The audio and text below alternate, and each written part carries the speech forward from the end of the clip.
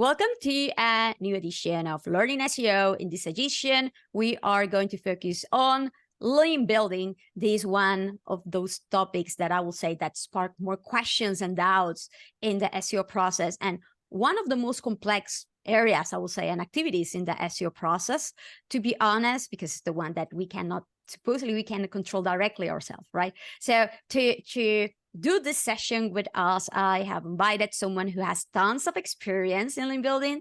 She has her own link building agency.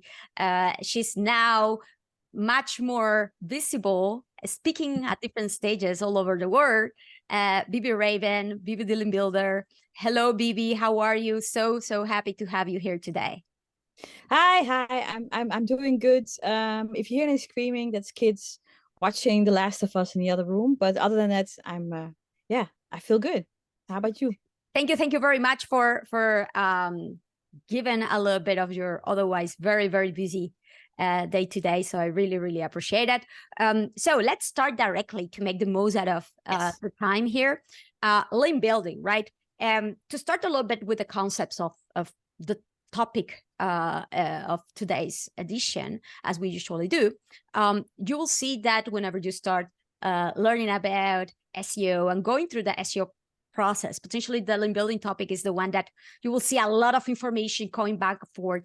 A lot of this information might be, unfortunately, also a little bit outdated. Some information also, it's completely like paradoxical, or some of the concepts come directly against what you hear from other sides, and you don't know what how to make a logic out of it, right? And how to tackle it, how to understand it, and in a practical way in the day-to-day. And realistically, in building is popularity promotion. That is the most, I would say, promotional part of the SEO process. And it all comes that still today, search engines, including Google, they see links as votes, pretty much endorsements.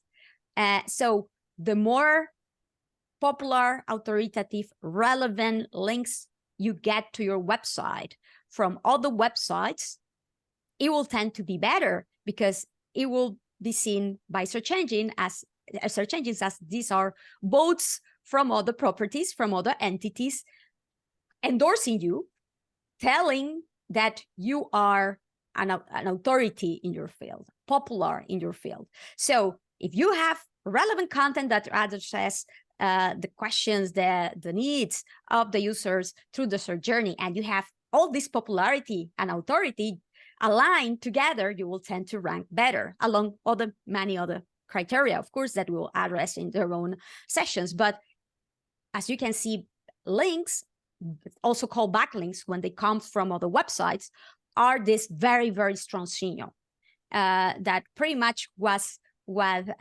Google, when they were released back in the day, introduced as a new concept to take into consideration, right? Not only the content that each page was showing, but also taking into account the popularity of the page based on the links. If you see, this has a little bit of their backstory in the world of the books, publications. The more citations you have, the more citations an author has, the more authority or authoritative the author is, right? Especially from the scientific type of publishing, right?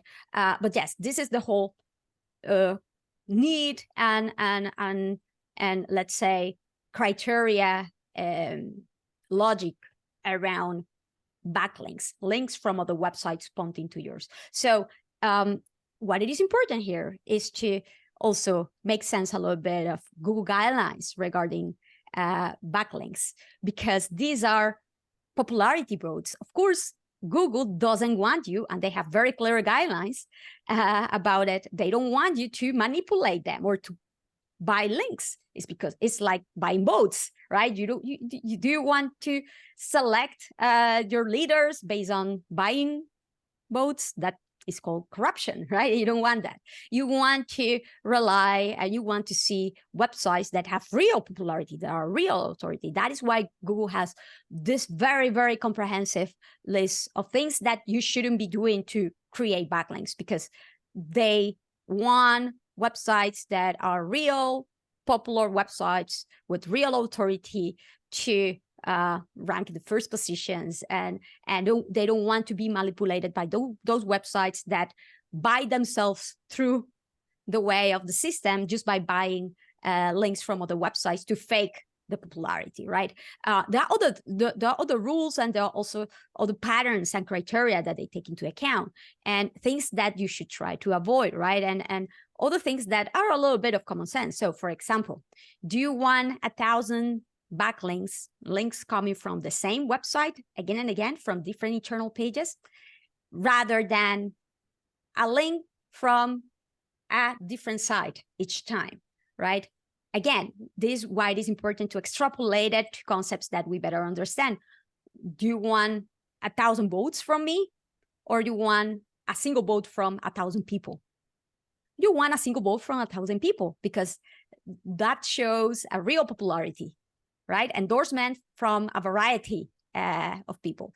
That is another type of criteria to use also with links. If I add a link from each page of my site, site-wide links that are called, from my footer, at some point they are going to stop to be counted by Google, because they know that they will come from the same place. So there's only so much that they will take into account again and again and again, and another link if they come from the same place, right?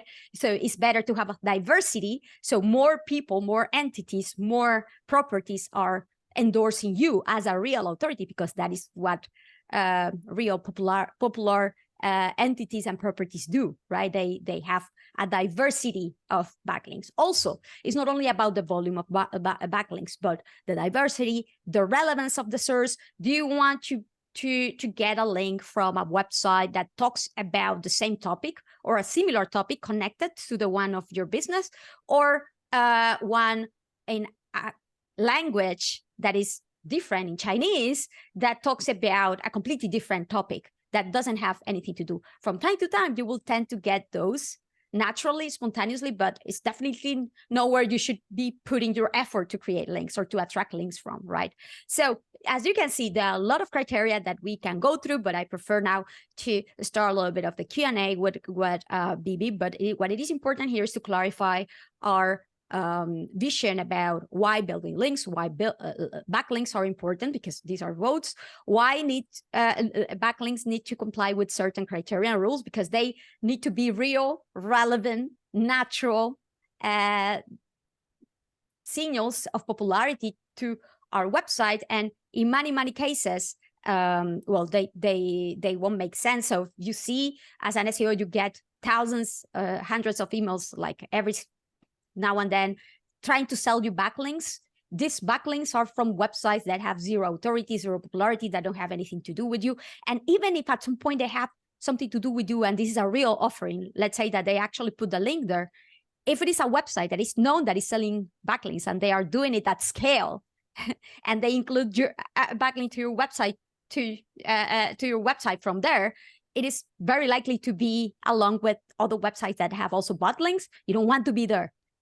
It will be too obvious, and it will follow patterns. So we also need to look at the patterns that this backlinks end up having, right? So how do we tackle it? If it is against the Google rules to create links directly on other websites, or to exchange links, or to buy links, because this is literally like manipulating backlinks, and these are not natural endorsements, what do you do? Well, there are workarounds. And there are different ways to attract this backlinks. The first thing that you will always tend to hear is create and publish useful, very attractive content and resources of all type, because this is what people naturally link to. I always link, and you always link and refer to stuff that is useful, that is entertaining, that is attractive, that is funny, that solves an issue, right?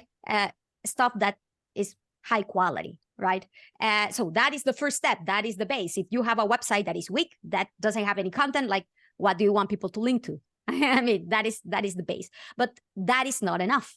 I mean, it's like everything. You need to have a good product, good content, but if you don't promote, how do you expect people to learn about its existence, right? That is where link builders come from. Link builders are pretty much the role that will establish tactics and ways and strategies to promote the content or to create along your content marketers, the SEOs, resources that they know that will be attracted to your audience, and then help you to promote and attract the visibility to the content that you create, along with backlinks, along with mentions that will get you backlinks, traffic, popularity, referrals to your content, and then as a consequence also more popularity, right? But yes, you need to have something to promote. There's also this role that nowadays we see about digital PR, is because we are trying to build links in a way that is more integrated within the marketing mix overall. And PR has been one of these activities that has been there before the internet started, that is pretty much promoting your stuff to get press. So this has been also another way to get visibility to your content, to get backlinks, giving more visibility to what you create in order to get backlinks, right? So again, as you can see, it all goes aligned, creating more backlinks that actually make sense, backlinks that refer you with popularity. And we know that there are certain configurations, like an attribute, the rel no follow attribute, when you create a backlink, right? And many times Google has asked, okay, if you have a relationship like a sponsorship, something that you pay for, and they put you a backlink to you, this should have a rel no follow. Or whenever you want to link to someone who you don't want to pass value to, because it's a link that they have bought, or you have another type of relationship, or you simply don't want to pass your popularity to this other website, you add a no follow, right? So also, whenever we incentivize to create links to our sites, we should try that these links are actually follow, so they pass value, right? So it also serves us the other way around, right? So with all of these criteria in place, and now we ask Bibi a little bit how in the day-to-day she tackles the link building process. So Bibi, I know that you work with a variety of clients. It would be great if you can please tell us or share with us a little bit, like the link building steps that you follow usually with your clients, potentially your framework, a little bit, the criteria to create a link building strategy that actually makes sense for each case in their own scenario and goals. Yeah, so what you said about the content, it's really important, because if you don't spend time or invest in your content, links, you still have to keep building them, right? When you build links to really good content, it really starts reinforcing each other. So one of the things that I do when I first get a new client is that we look at what content they already have, and we call that linkable content. We also ask them what are current trends in the market, or what are the needs and wants of your audience. Do you have any segments in the audience? So you ask them a lot of questions, like I think like 24, 28 questions, because you need to learn everything about the business, but also about the world around it, because the world around it is where you're going to get your links. So let's say if you have an audience that are seniors, you need to know which companies are catering to seniors, what kind of topics they're interested in, because it will give you all ideas about not just the content that you need to create on your website, but also what you're going to pitch to prospects and who those prospects are. So when we start, we always look at their content and at their audience. And then I think, is this site ready to build links to? Because it has to look legit, it has to look like a authoritative person. You can lose so many links when somebody likes your pitch and then takes a look at the site and doesn't like the site. You can absolutely lose the link. So you have to look at the site, not just at their content, but also at their appearance or how they come across. And then we give recommendations. So, and then we look also at what kind of pages are good to build links to. And sometimes a client really wants a commercial target page. So what you do then is that, yes, you can build links to a commercial page, but it's kind of hard. Often you end up paying for those links because the person that's going to link, they immediately see that you have some kind of business goal, right? So instead of having a pitch that has a different type of value, it becomes very transactional, so you have to pay for it. So what I then do is that you have a target page and you make sure that there's some kind of cluster around it with all these different types of content. So it could be a listicle, tool, calculator, a statistics base, something like that, right? And then you start building links to those things in that cluster, and those will link through internally to the target page. And also internal linking is also really important. You have to have it in order, basically before you start link building or creating a lot of content. That is a great point that you just touched, Bibi, that I believe that we should highlight even a little bit more, because I have seen many very successful in building campaigns being created in isolated landing pages. Oh my God, yes. In subdomains many times, right? And this landing pages, they might be calculators, they might be very useful resources that will very naturally, spontaneously attract backlinks, because these are useful resources. And these pages are not linking internally to your category page, to your product page, to those pages that you really want to pass value to rank with, because these are pretty much your money-making pages that you really want to rank with your SEO process, not this landing page campaign, landing page that you created for the campaign necessarily. So it's good that, and it's reasonable that you create a page for the campaign, a resource page, a guide, a tool. It needs to be in a single page that will not be where you sell your product, but you need to take the care to put the links from there to your actual pages that you want to rank, right? So a good menu, good navigation, good cross-linking is key here. Yeah, and I've had clients where they went really hard on content just for links or for SEO or for anything else. Then they started link building to everything, and they had like thousands of articles. And then as an afterthought, they were like, oh, we need to do internal linking now. And they used 2 plugins at the same time, and it was just such a spaghetti. It was horrible. You really need to have everything in order, otherwise the links only have this effect. But if everything works, then you have this effect, and it keeps getting more and more. So yeah, it's not just links. How do you advise clients regarding the number of backlinks that they need? Because again, this is the thing. When we start doing the SEO process, we usually do a backlink audit. So we audit and we identify how many backlinks our websites have, and from where they come, what are the characteristics, their anchor text, do they have follow, no follow, are they passing value to our website or not, and what is the difference in popularity versus the other players, the other websites that are ranking us for our targeted queries. And based on that, we say, okay, they have, and many times it's like, oh, they have 1 million more backlinks than us, and it's unrealistic to close the gap of those 1 million backlinks in a year, right, or in 6 months. Right. But also, it might not necessarily be necessary, right? Because we shouldn't be trying to compete with the leaders in our sectors in the first year, in the first place that we just launched. But to those particular websites that have pages that are already ranking better for those, and not maybe top of the funnel, top term in the sector, but the longer tail that is more realistic for us to rank against. And also many times we will see that it's not only necessarily about volume of links or quantity of links, and these where many link building tools actually come into to be actually useful. So Ahrefs or SEMrush or Moz with the ratings, because we will see many times that they have become better and more sophisticated and more accurate to inform about that. Not because a page of your competitor many times have 1 million backlinks, they will be necessarily more popular.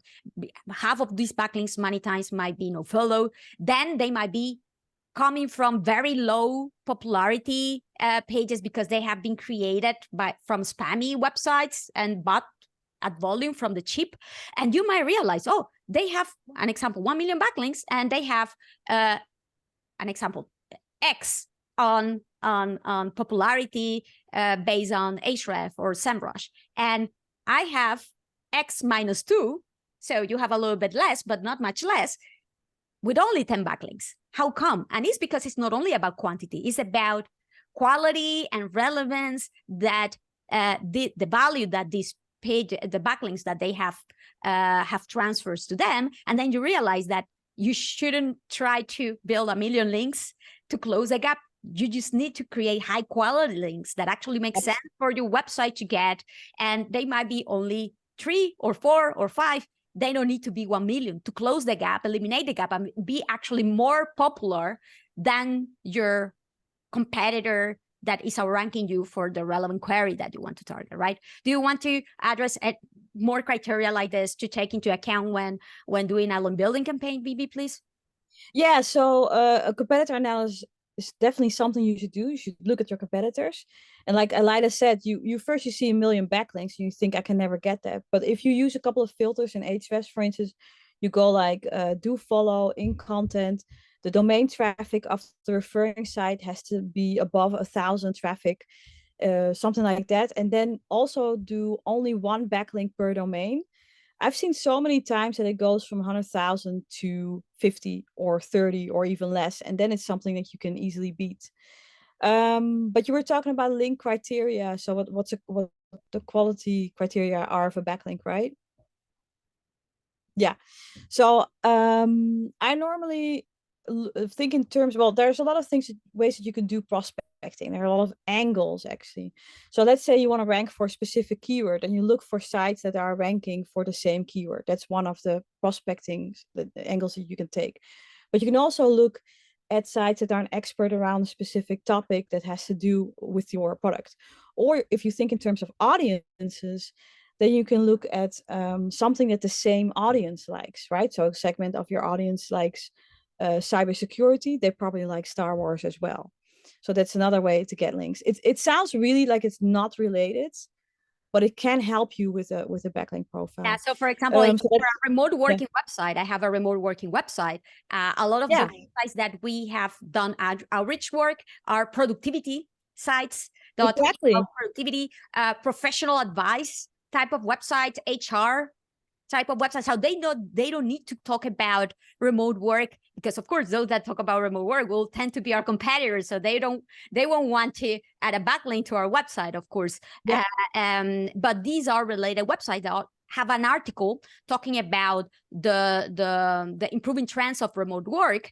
And what we do, for example, is to pitch we have a resource showing the number of remote jobs published every day, and it is automatically refreshed. And we use that resource that we have that is evergreen and very useful to understand the growing trend of remote work and say, hey, I've seen that you have written an article about the increase or the growth of remote work trends. We have this really useful resource to better understand and visualize it. It will be cool if you could refer to it, and will be useful for your audience to refer to it from your article. So what it is important here is that they see the value of including a backlink to make their article more useful for their audience. So you're making them a favor. You're not making them a favor.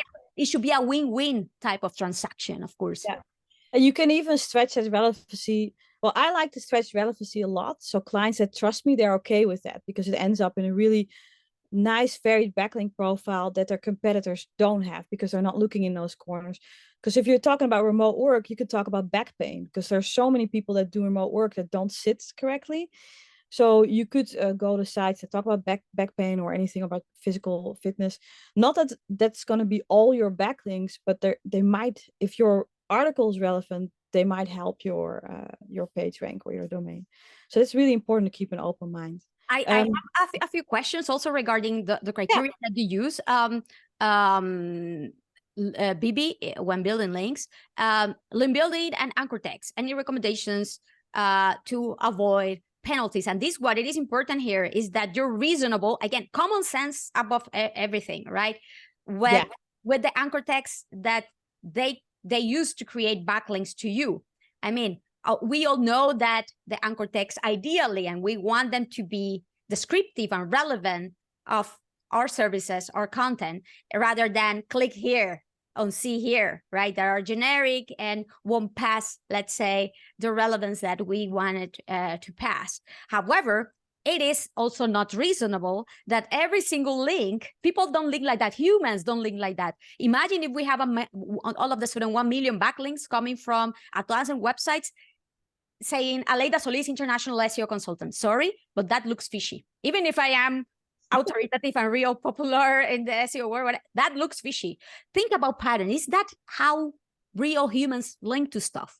Right? So again, you cannot pretend, and that shouldn't be a goal, that all 100% of your backlinks are optimized or all comes from authoritative websites. Is it normal that I only have websites from the New York Times? I mean, not even the New York Times or other big publications have only websites for other big publications. If they have backlinks from big publication or authoritative websites, a million websites that are very the small guys will want to link to them too, and it's natural. Again, we need to think about common sense and what is natural to do and what is not natural to try to fight against, right? So of course we want, whenever we do an effort, we want to optimize the anchor text as much as possible, but I guess that there's like always up to a certain point when it is reasonable to push or not, and also to avoid patterns. So it's not so obvious that you're actually over optimizing stuff, right? Bibi, I don't know how you address anchor text optimization in this case. Yeah, so I like a good mix. So if you have a specific topic that you want to rank for or a keyword, then try to come up with a lot of variations or different ways that people could say it, so that you might have a couple of exact matches, but you use the keyword in a different way. So so semantically, right? You have a lot of different ways you can say the same thing. But sometimes I'm also fine with a click here or your company name or whatever, because I don't like a lot of you, like you say, I don't want to over optimize it. That pattern, that footprint, you know, it can take you for a long while and do well if you do an exact match. But the moment that, you know, something happens, the pattern is really easy to follow. And then they can just turn a switch, you know, and you're dropped in the rankings or you completely disappear. So I rather just be a little bit unpredictable and chaotic and have a natural, varied anchor text as well. But I've never tested it out. So I'm not one of those testers that tests out, oh, I'm going to use a very mixed bag. How does that work? Or I'm going to use 1,000 times the same anchor text. I haven't done that, so I don't know. But I just been following my common sense and it works well. It's funny because I think in the beginning when SEO started, people manipulated it a lot and it was easy to do. But I think now that AI is getting smarter, Google is getting smarter, it's kind of making full circle back to common sense, because they understand what natural looks like. Yeah. So there is another question regarding, and I know that there are a lot of, again, Google has gone after backlink spam for such a long time and come up with all of these rules. And also there's a lot of outdated information out there. So it's important to tackle this. Myth or reality, if I add an external link, is it better to add a follow tag? So not to pass my low authority. And then there's also another question that has a little bit of to do with this, saying, Google has said that external links it's no longer a ranking factor. What do you think about that? So I think that they are conflating here two things. First, common sense again. If you have an example, an article about fitness workout, and you want to explain the effect of X or Y type of movement to your biceps because you want to grow them, and I will say that it's completely natural and useful for the user that you link out to the scientific paper that backs your claim. And that is actually super important in EAT, to back up whatever claims, especially in your money of your life sector. But in general, I will say that is also a good practice. Think about the user. Whenever you're, and about yourself, how do you behave? When someone is making a claim about something, you want to see where that information comes from. So you link out, and you link out to information that is actually, that complements what you're saying, that is actually relevant, that is also useful, that is also highly authoritative. So why you should not follow this backlinks? The problem is, and why Google won't take that relationship into account, that you don't pass value, that the value that you pass to these pages is true, you're passing your value and they should be winning from this, but it's a relationship that you also want Google to see, that you're linking out to authoritative, relevant websites. The thing is, and I think that this comes up because there has been a clarification from John Mueller in a Q&A, one of those working hours that he has from time to time. But again, context matter. He says that just linking out to authoritative websites like Wikipedia randomly won't make you run better. Sorry, please. but let's take context into account. One thing is that you use this as a tactic. In every single page, you link out to Wikipedia just because you need to link out to authoritative website and rank only because of that. That doesn't make sense. But it totally makes sense for you to link out to actually relevant content that will complement your information. And it's a good practice from a user experience that you do it. And I will say it's also positive to be connected from a linking standpoint with these websites, right?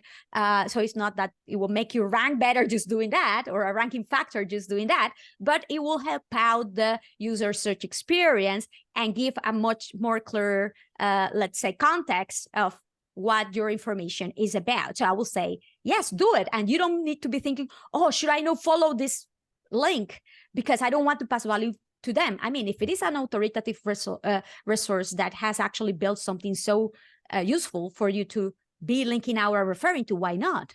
I mean, that is actually the issue that many publications have, and it is why it's so difficult to get backlinks. And Bibi might confirm this from big publication, Forbes and all, like many websites, because by default now they are following all of the external backlinks, because back in the day, many publications ended up being the targets of link builders, etc. So it was ruined for everybody.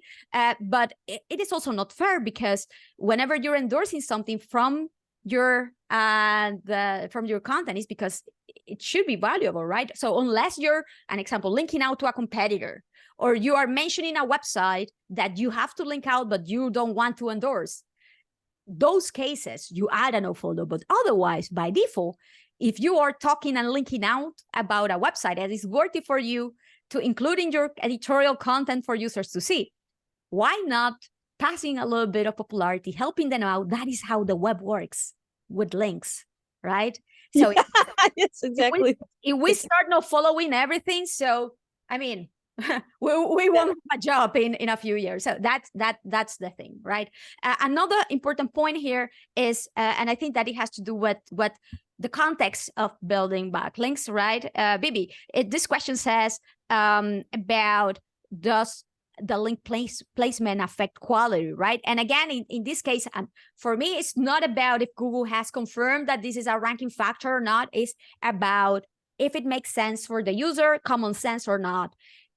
If you add all of the backlinks, or you build all of the backlinks from the footer of many websites, these links are pretty much never read, never seen. Why are these websites trying to hide them always in the footer? Is something fishy, something wrong, isn't it? Is it not more prominent, more relevant than when it's something worthy that you want to refer to, you include it in the body of your content? Yes, right? So try to build links there. I mean, common sense.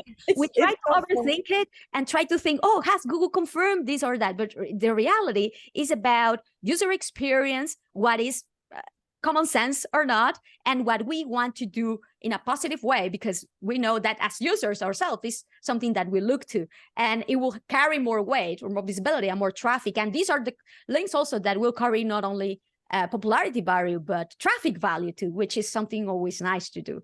Bibi, how do you address this whenever you have websites that they want to include the links in the footer, etc., etc.? Yeah, so I wanted to pedal back a little bit though, because what you said reminded me of my sister. So my sister works with me, right? She's a SEO, but she's kind of new. So she will ask me a question and I'll give her an answer. And then she makes a rule out of it. But the answer was within a specific context. And then what happens with Google as well, like you say, you know, they ask John Mueller a question, or Danny Sullivan or whatever, and then they give an answer and people make a rule out of it. Oh no, we can't do follow external links anymore or whatever. But when Google says something like, oh, external links are a ranking factor, everybody jumps on it and manipulates it and starts scaling it and then kills it. So it's this never ending cycle. So when you talk about manipulative tactics and the way common sense tactics, I think the manipulative things, they do work, but you always have to look over your shoulder, because everybody starts copying it and scaling it and it's dead, right? When you just use your common sense, it's more of a long-term game, and I think you have less risk. So you might have less gain in the short term, but in the long term, it's probably the best thing. So I wanted to pedal back to that, but let's go into the other question, was about where you place the link, right, in the article. Do you mean like a link that somebody, a backlink that you're getting from somebody? Yeah, indeed. Yeah, So okay. if you will prefer a backlink that is placed in the body of the content rather Yeah, than the footer of the sidebar. yeah, who goes to a footer? No one. But I can imagine that if you have a new site, right, and you're getting a footer link from somebody, I would be happy with it, because in the beginning, you know, you don't have to. Any link is good, not bad links, but if you get a link and it's okay, then it's great. But if you want to go for quality links, then definitely go in the content, but also, if possible, go a little bit higher up in the article, but it has to be natural and relevant. Of course, the dream link would be something that piques people's curiosity to click it, or makes it urgent to click it, because then you don't just have the juice, but you also have referral traffic and anything else. So if you can combine that in an article, that would be amazing.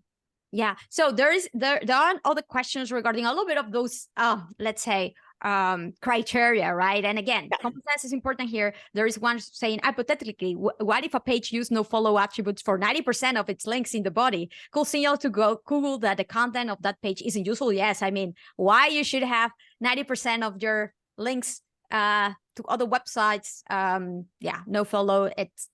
Why are you looking to them in the first place, right? So then also, like, clarify when and how to apply the follow no follow. I think that we already did that. If you're going to endorse websites that are highly relevant, connected to your website, that you want to pass value, that you are addressing and referring, try to make it a follow link.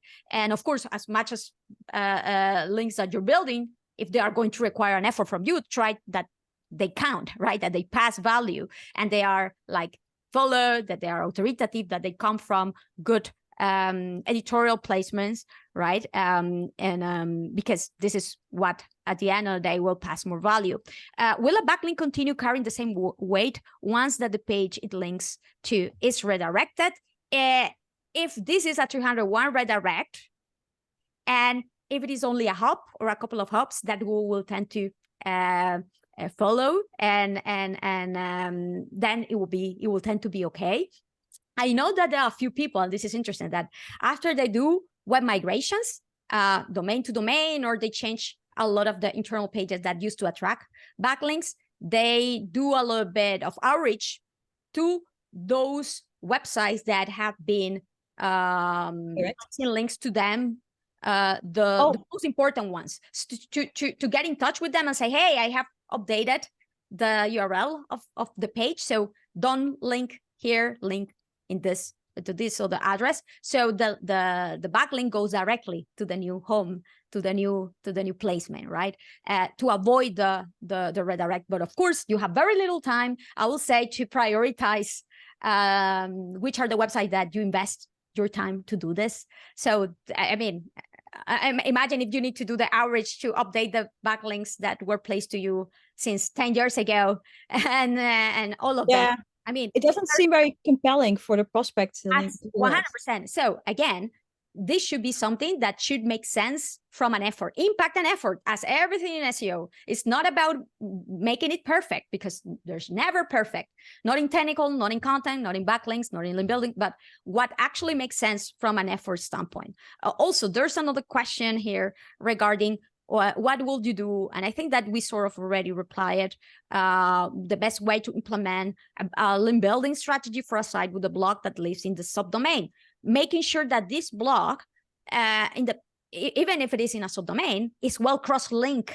Yes, the main website, and then link back and forth. I have seen many blogs and different resource sections, actually, that they have a really good cross-linking, the same navigation, the same footer, and they are linking back. The blog links to the category pages, the product pages link back to the blog. So they are seen as a single website, a single entity, because they do a great job cross-linking each other. And so this is what we talk about before, cross-linking well.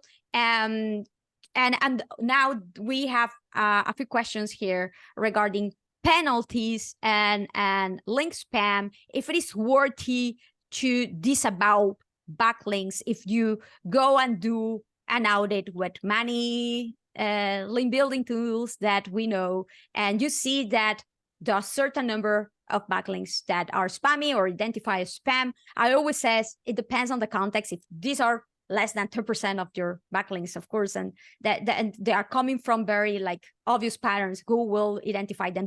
They won't even find them, right? But I know that a lot of people, they tend to get nervous, especially with these tools, when they tell us, is it still worthy? But Bibi, what is your experience on this, and what is your take on this type of issues, right? If it even requires any effort at this point.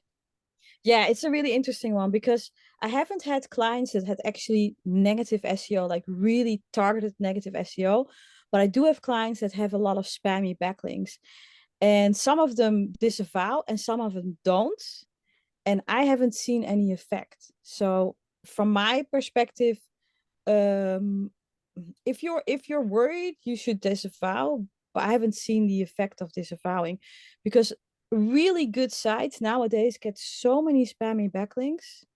You have to filter all through them. I can't imagine Google counting them. That said, though, I think a negative SEO attack is probably different. It's where they make it look like as if you're doing negative SEO yourself or something. I'm not the expert in that, and in that case, I would definitely pay some more attention. We will have a session to that, about that, and also about ranking drops and penalties and recovery. So no worries about this particular topic, but it was good to have a little bit of your input in this case. Yeah. But again, take it with a grain of salt and be careful by automating this process completely with tools. Oh, yeah. That tools, I mean, and this has to do also with one of the questions here saying, but realistically, how Google will identify paid links? Is patterns, right? Google cannot go back to your service and your company knowing if you actually have sent a transaction to another website to pay for the link or not. But what Google look for, as with these tools that try to replicate a little bit in a less sophisticated and powerful way, of course, because they don't have as much capacity as Google, is what Google will tend to do. Identify patterns. Are this website placing links in bulk in a certain way, following, like, for example, similar anchor text, or placing links to similar websites from a topical standpoint, or linking to websites that are linked between them, that are part of a network, or with the same IP, or with the same C class, etc., etc. So a list of patterns that Google can anchor text to, of course, that Google might take into account here to identify if there's a pattern that is not natural, that doesn't look natural. So therefore, there might be a manipulation, right? And then, of course, there's other things that are obvious, that you have a sponsorship website and that says, thank you very much to our sponsors that have given us money in the last year. Here are the links, and here are they, and we'll list them. And then you place a link to another website with a logo, and it's a follow link. That link should be no follow or a rel sponsor. Yeah. That is what Google also introduced, these other attributes, right? To specify UGC content, sponsor content, or the type of content, right? But yeah, so I mean, again, common sense, patterns, identifying a little bit what can be identified as something. Oh, I have a cool story. Against their guidelines, right? So you need to pay attention to that stuff. Yes, Bibi, please. Sorry, I suddenly remember the story because you were talking about the disavow tools and stuff. So one time I was on a webinar with the tool itself, was a disavow tool, the co-founder or the founder. And we were talking about certain domains, and there was a domain that I had doubts about if I liked it or not. And so after the webinar, he ran it through his tool, and it was identified as a spammy site. And then I asked somebody whose job it is to do link detoxes, and this tool works with them as well. So what do you think of this site? And he ran his stuff on it, and he said, oh, I like this site. So it's funny that even the tool and the expert, they both disagreed on it, but they have the same, they usually have the same methods. So it's very subjective sometimes as well, like what is a good backlink and a bad one. Yeah, 100%. So, and this, I think that connects really well with this next question. I love it also because this is the thing. And the other day I shared this graphic, I don't know if you saw it, about how backlinks will tend to play a bigger role, especially with smaller websites that have lower authority, that are starting. So they need to proactively create many more backlinks than a very well-established brand that will have all the authority already in the world because they are already the leader in the sector. And in that other context is more likely content and technical work because they have a large website with a lot of technical depth, right? However, it's not extremes. There's also value to develop link building campaigns for bigger websites too, because but in another way, many of these websites, for example, because of legacy systems and platforms, will tend to have a lot of backlinks pointing to pages that are completely broken, that are showing 404 errors, or are showing outdated content, or are redirecting with scripts, not even to 101 redirects, etc., etc. So a good, like, very basic low-hanging fruit type of process whenever you're starting with a new audit, especially if it is a old website, established website, is to look for those pages that are attracting backlinks from others and ensure that these pages are 200 okay, that are indexable, or that are cross-linking to other internal pages of the website, because many times they have broken links and they are getting a lot of popularity that they are not passing, right? So indeed, that is something that is worthy also to do. This is another interesting question, Bibi, and it will be great to have your take on this too. With thousands of people offering link building services online, how can you recognize the people who offer genuine services? What would you say in this case, the criteria to look for? They need to have a unicorn on their head. No, kidding. So I think what's really important is that they ask you questions and they really try to get to know your company and your goals and your audience and all that stuff before they say yes, right? So they need to be self-aware that they're the right link builder for you. A lot of link builders, they start coming hot out of the gate, with all kinds of advice, and you should do this and this and this. And I think a good link builder really listens, because otherwise they don't understand where you're coming from. They also have to have a lot of transparency about how they work, and their pricing structure needs to be really transparent. And then they have to, what I like is a tracker where you can see all the links that are in progress, what they're doing 24/7. It's not like, oh, you go build links and you don't hear from them, and a month later you get the link report or whatever. I think especially in the beginning you should have a lot of contact with each other, and they should just ask a lot of questions. It's basically like dating. You have to get to know each other and be very transparent. So that's very important. But if a person over promises stuff, if they're not good at managing expectations, if they're not willing to show you any of their process, then that's really a red flag. What it is important is that if you don't understand what they do, and if it looks too good to be true, as with SEO too, there's a lot of like, how do you recognize that he's our SEO expert? Is like, do they actually disclose the steps that they will take with you? Do they actually ask you regarding the criteria, the content to link to? Because otherwise it's like, what they are going to be linking to, and to understand and to really ask about your goals and the context of your website, and disclose the process, disclose the methodology, and doesn't say that the links are going to be created in 5 days, because otherwise it's likely these are not going to be likely natural links created from websites. It will be great. I also know that there's a process that, for example, clients, like you say, okay, you have these resources, these guides that you have created that are very strong on your website. We are going to pitch this resources, these guys, to do an outreach process to these websites that are connected to you, and you will tend to also show a list of these websites that you will be outreaching to or get in touch with, or that will tend to follow a certain criteria, as you mentioned, like a minimum of in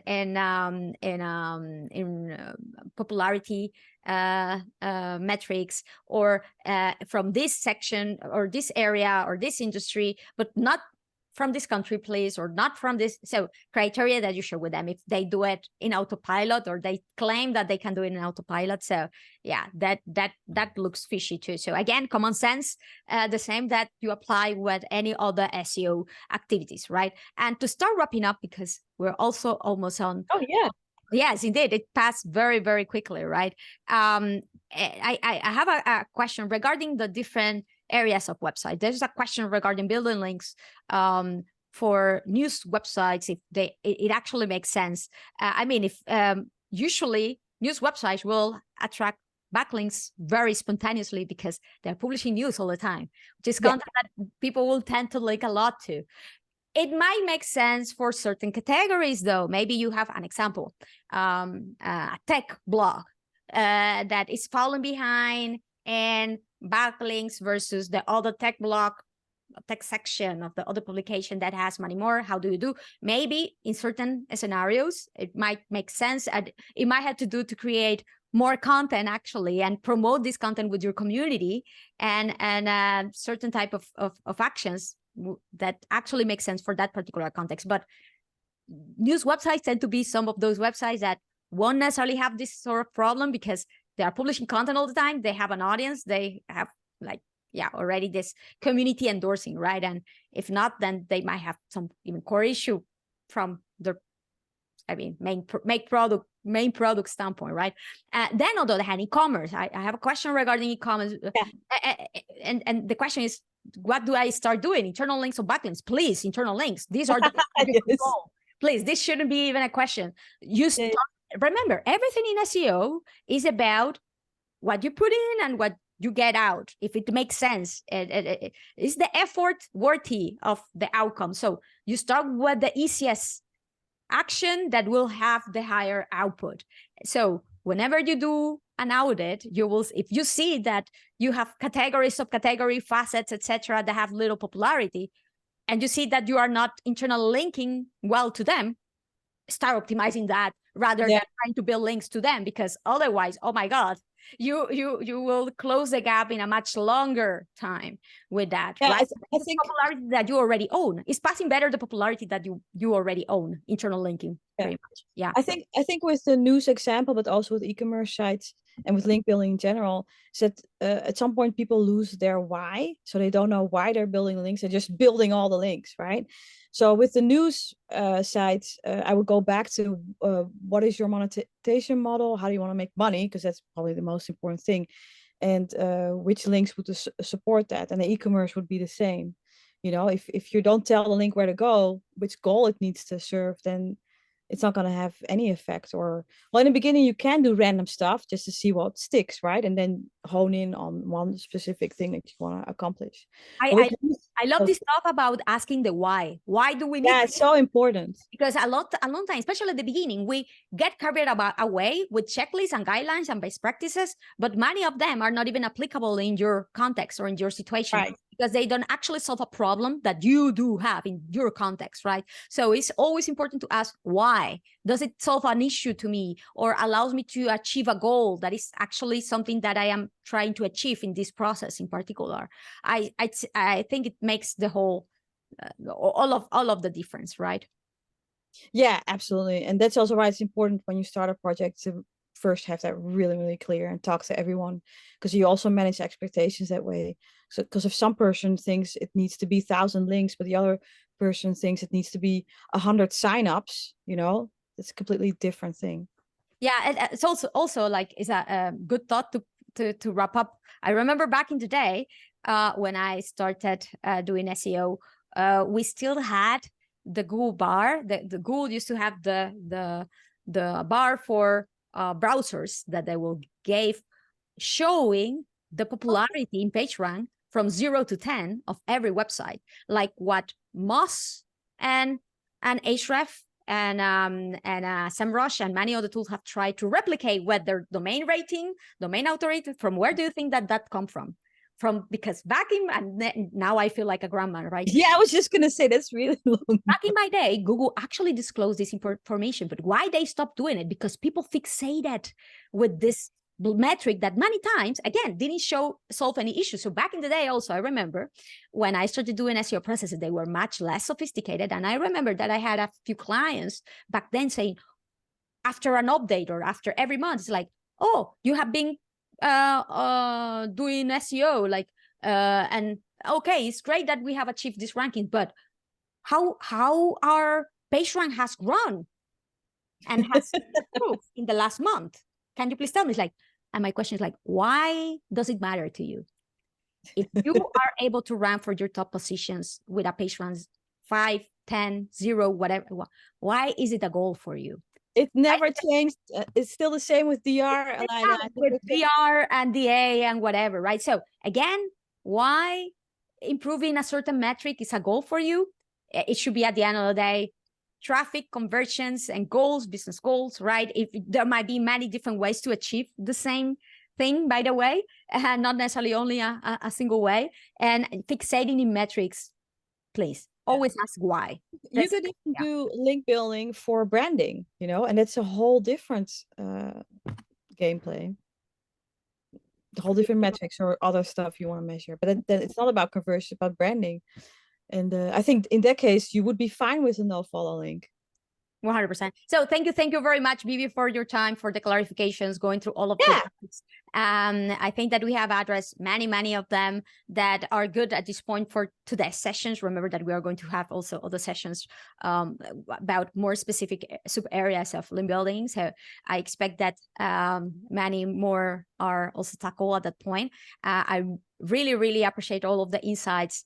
It has been awesome to have you here sharing the day-to-day of a legit link builder here. Thank you. Because also I think that unfortunately, because of all the spam that we see, is the area of SEO that has a little bit of like the worst name, right? But as you can see, as with everything, there are always good specialists that can actually help you in a good way. Sometimes it's difficult to understand, or there are criteria and like, but that makes it even more worthy. If everybody knew how to do it, then it wouldn't be so like service that will be highly paid, so important to have also in many SEO processes too. So there's also food for thought there in case you want to specialize more on. Oh, yeah, do it. Indeed. Thank you very much, and have a good day today. Thank you. Bye.